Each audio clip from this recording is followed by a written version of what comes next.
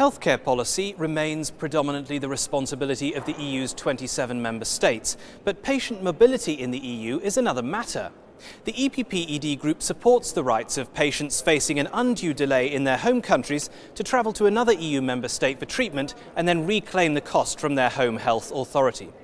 This week here in the European Parliament, the Environment and Public Health Committee has approved new measures to enhance patient mobility in the EU.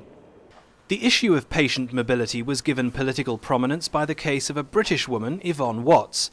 She needed a hip replacement but faced months of delays to be treated in a local hospital. So she travelled to France for the operation, but her local health authority refused to refund the cost. So she took her case to the European Court of Justice and won a landmark victory. The case established the principle that patients facing undue delays at home can travel abroad and have the costs reimbursed by their national healthcare provider. But for too long now, courts rather than politicians have been setting the agenda, something that patient mobility rapporteur, British MEP John Bowis, wants to change. For too long, we've had the European Court of Justice taking decisions on our behalf because citizens have taken their appeals to the court.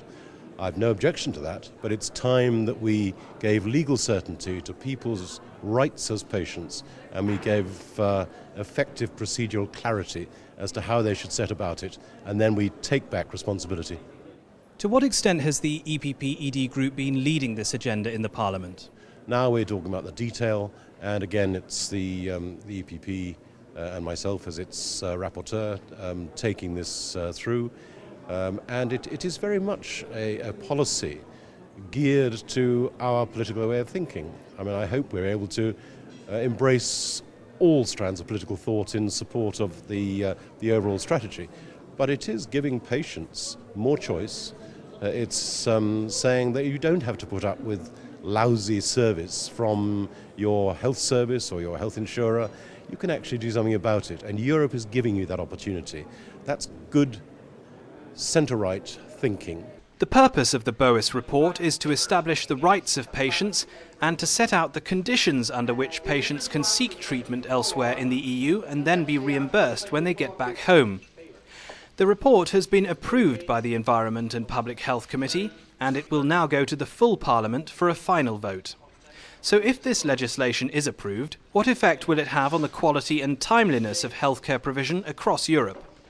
As well as the benefits for individuals who choose to use this route, I think it'll put pressure on member states to ensure that their standards are kept high.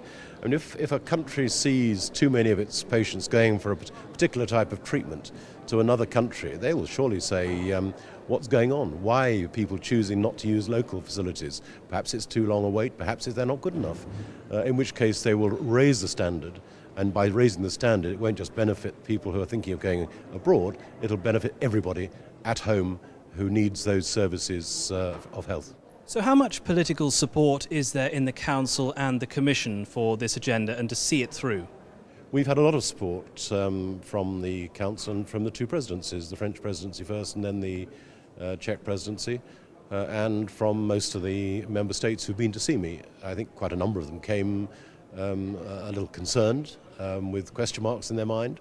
I think they all agreed at their meeting at Angers that they agreed in principle, and there were the various buts that we had to try and sort out.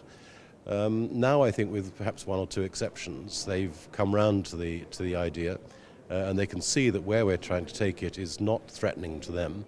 Although this is only a committee vote, it shows a strong level of support for the principle of patient mobility, a principle pioneered by the EPP-ED Group. For more information on the group's policies on these issues, please visit our website, epp-ed.eu. Thanks for watching, and see you again soon.